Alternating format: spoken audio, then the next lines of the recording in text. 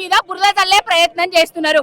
మొన్న నైని బొగ్గు స్కామ్ ఏదైతే బామ్మర్ది కుంభకోణాన్ని బయట పెట్టినందుకు హరీష్ అన్నను ఫోన్ ట్యాపింగ్ పేరుతో పొద్దున్న నుంచి 7 గంటల దాకా కూడా ఆయన ఏం చేసిండ్రో మీకు తెలుసు. మళ్ళా ఇవాళ రామన్నను ఏం చేస్తున్నారో మీకు అందరికీ తెలుసు.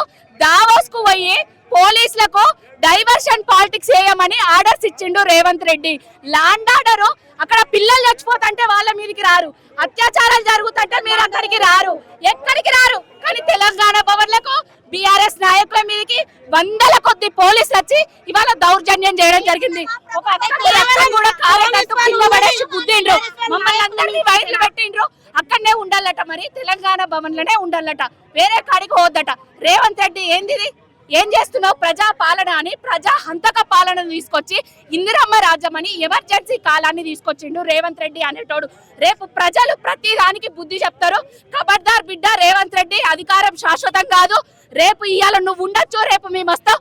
నువ్వేమేం బాగోతాలు చేస్తున్నావు అన్ని బయట పెడతారు మా నాయకులు, మా రామన్న గారు. మిమ్మల్ని బీఆర్ఎస్ భవన్ లోనే ఉండాలి, బయట ఎక్కడ ఉండొద్దు అని అన్నది ఎవరండి? పోలీసులు పొద్దున్న నుంచి మమ్మల్ని ఇక్కడనే ఉండాలి, బయటికి వెళ్ళొద్దు అనేసి తాళ్ళేయడం జరిగింది. ఇప్పుడు మా నాయకులు వస్తుంటే కూడా తాళ్ళేసి అక్కడనే పెట్టడం జరిగింది.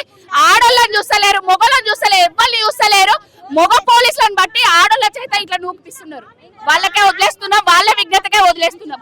ఇచ్చిన హామీలు 420 హామీలు, 6 గ్యారంటీలను అమలు చేస్తే దమ్ము ధైర్యం లేనోడు, సత్తా లేనోడు ఇప్పుడు దొంగగాడు రాజ్యం వెళ్తూ అందరినీ దొంగలు చేయాలని చూస్తున్నాడు.